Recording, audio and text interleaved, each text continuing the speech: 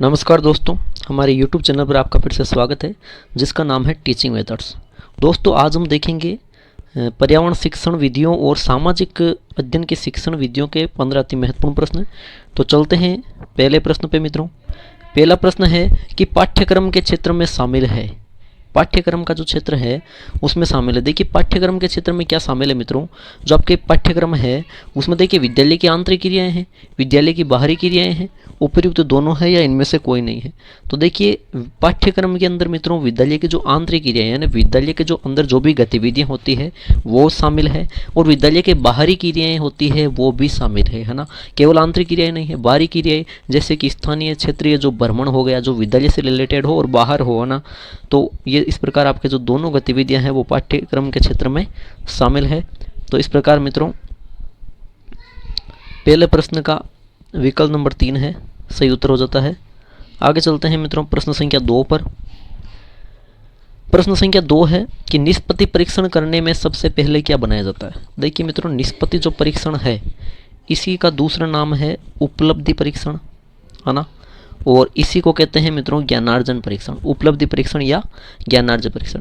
यानी कि इसमें बालक की जो शैक्षिक उपलब्धियां हैं, बालक ने कितना ज्ञान अर्जित किया है उसका परीक्षण किया जाता है। तो इसमें देखिए क्या सबसे पहले बनाया जाता है, नील पत्र, उद्देश्य भार, उत्तर कुंजी या प्रश्न पत्र की रूपरेखा। तो देखिए इसमें मित्रों सबसे पहले बनाया जाता है उद्देश्य भार। 1 नंबर पर क्या बनाया जाता है, उद्देश्य भार बनाया जाता है। इसके बाद मित्रों इसमें प्रश्न पत्र की रूपरेखा बनाई जाती है। नंबर 3 पर बनाया जाता है इसमें नील पत्र, यानी जिसे कहते हैं ब्लूप्रिंट, जो प्रश्न पत्र का मूल आधार होता है, और अंत में उत्तर कुंजी यानी आंसर की जारी की जाती है मित्रों।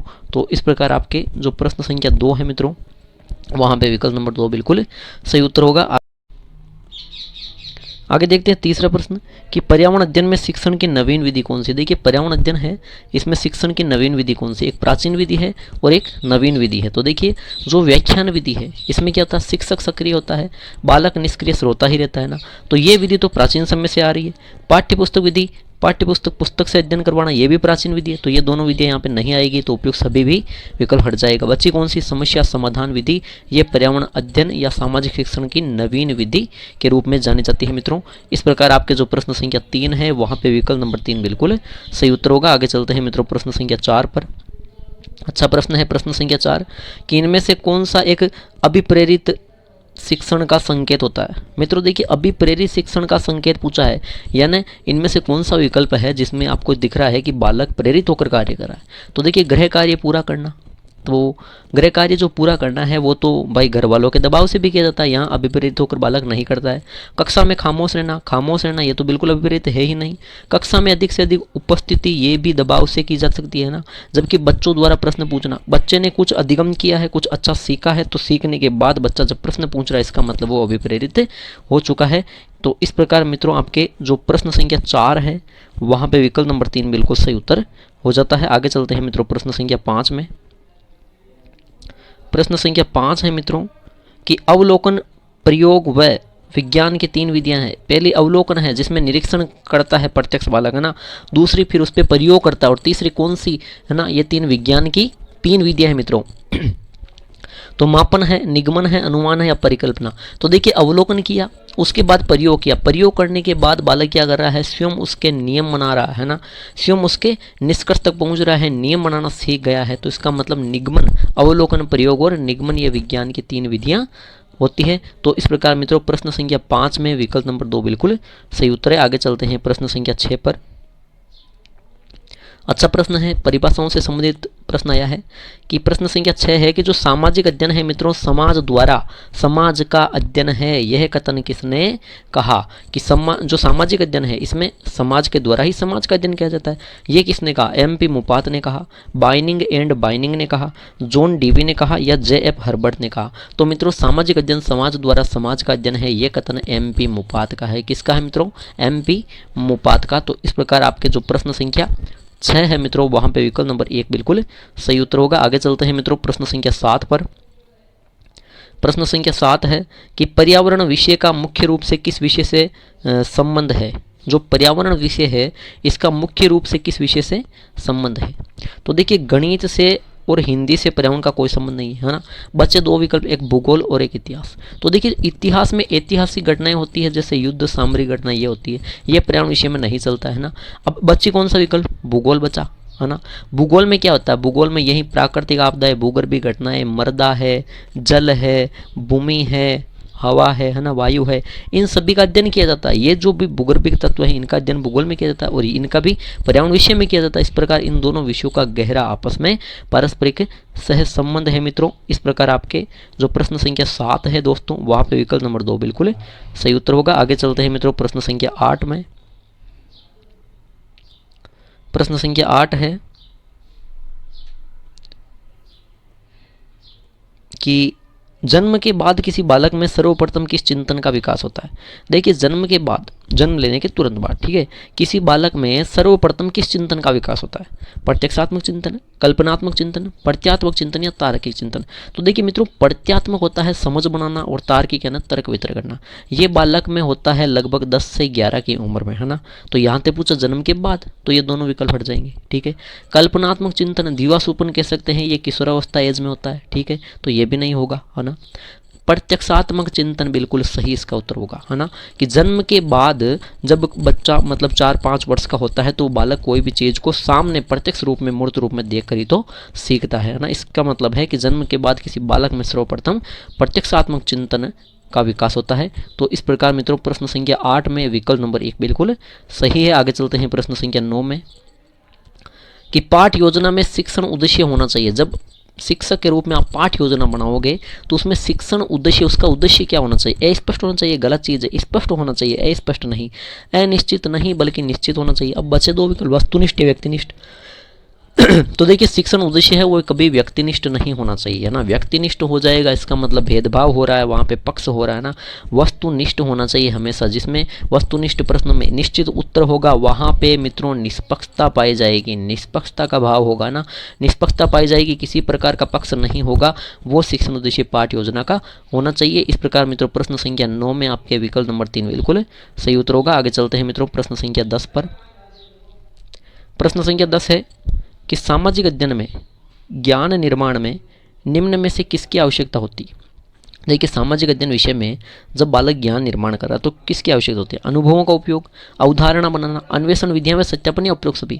तो देखिए जब भी ज्ञान का निर्माण करते हैं सामाजिक अध्ययन, तो देखिए अनुभवों का उपयोग, बिल्कुल एक जगह से जो भी सीखा वो दूसरी जगह उपयोग करना, उस अनुभव करना, इससे ज्ञान निर्माण होगा, बिल्कुल सही है।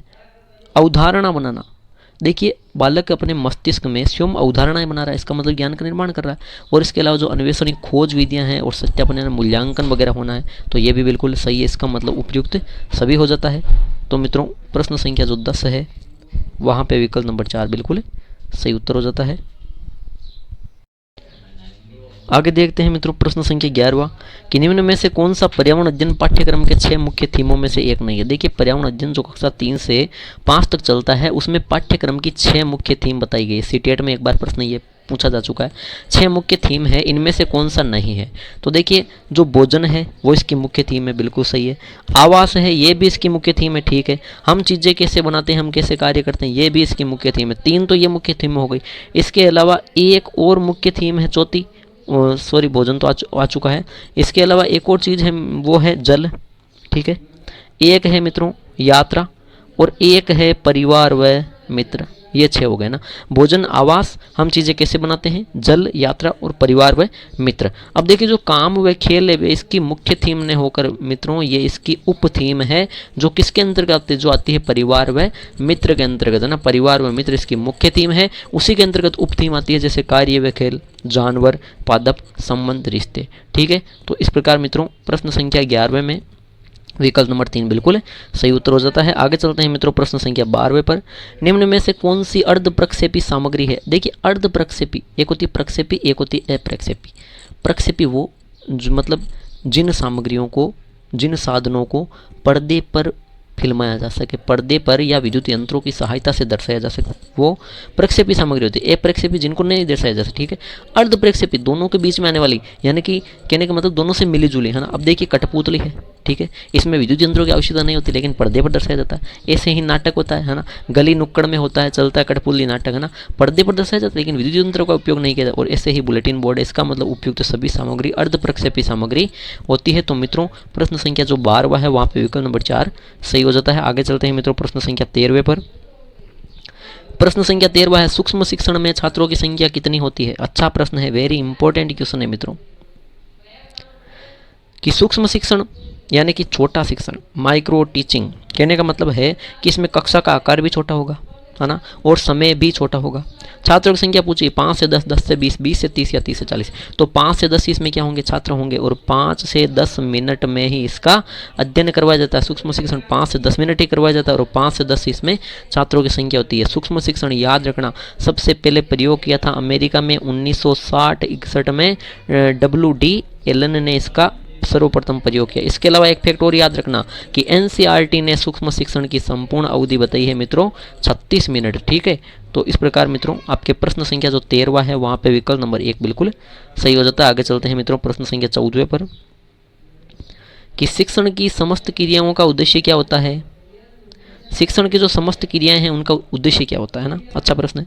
अनुभव प्रदान करना, व्यवहार में परिवर्तन लाना, वातावरण के अनुसार डालना है ये, और स्मरण शक्ति का विकास करना। तो देखिए शिक्षण की समस्त क्रिया, वैसे आपको चारों ऑप्शन सही लग रहे हैं, ऐसे प्रश्न एग्जाम में आते हैं ना, चारों सही लग रहे हैं, लेकिन फिर भी एक चुनना होगा, मुख्य उद्देश्य क्या है ना। अब देखिए अगर बालक में अनुभव आ गया, ठीक है, अनुभव उसने सीख लिया है, इसका मतलब क्या है, उसके व्यवहार में परिवर्तन आ चुका है, ठीक है, उसने स्वयं को वातावरण के अनुसार ढाल लिया है, उसकी स्मरण शक्ति का पूर्ण रूप से विकास हो चुका है। इसका मतलब क्या है, इसका मतलब है व्यवहार में परिवर्तन आ चुका है। तो शिक्षण की समस्त क्रियाओं का उद्देश्य होगा मित्रों व्यवहार में परिवर्तन लाना। तो इस प्रकार आपके प्रश्न संख्या 14वें में विकल्प नंबर 2 बिल्कुल सही उत्तर होगा। चलते हैं प्रश्न संख्या 15वें पर। प्रश्न संख्या 15वां है मित्रों, पर्यावरण शिक्षण को सुगम बनाने के लिए आप निम्न में से किस क्रियाकलाप को अधिक महत्व देंगे। देखिए पर्यावरण शिक्षण को सुगम, सरल व रोचक बनाना, आसान बनाना, तो किस क्रियाकलाप को अधिक महत्व देंगे ना। तो देखिए पाठ योजना ये तो पहले से ही बनती आई है ना, तो इससे सुगम अगर हो जाता तो ये प्रश्न थोड़ी आता है कि भाई और सुगम बनाने के लिए ना। तो पाठ योजना से सुगम नहीं हुआ है, ना ही गृह कार्य से सुगम हुआ है, और ना ही कक्षा शिक्षण, ये तो प्राचीन समय से चले, ठीक है। शैक्षिक भ्रमण ये पर्यावरण अध्ययन में नया तरीका है, नई विधि है शैक्षिक भ्रमण, यानी कि विद्यालय के बाहर की गतिविधि है ना। शैक्षिक भ्रमण से क्या होता है, बालकों को प्रत्यक्ष ज्ञान मिलता है कि हम जहाँ रहते हैं उसके चारों ओर जो भी परिवेश है, जो वातावरण है, उसके जो तत्व है उनके बारे में बच्चे अवगत होते हैं। तो इस प्रकार शैक्षिक भ्रमण से पर्यावरण शिक्षण सुगम होता है। तो मित्रों प्रश्न संख्या 15वें में आपके विकल्प नंबर 3 बिल्कुल सही हो जाता है। तो मित्रों ये थे आज के पर्यावरण और सामाजिक शिक्षण वीडियो के 15 अति महत्वपूर्ण प्रश्न। आशा करता हूँ कि आपको वीडियो अच्छा लगा तो बिल्कुल लाइक कीजिए, वीडियो को शेयर कीजिए और हमारे यूट्यूब चैनल को सब्सक्राइब कीजिए। ठीक है दोस्तों, धन्यवाद।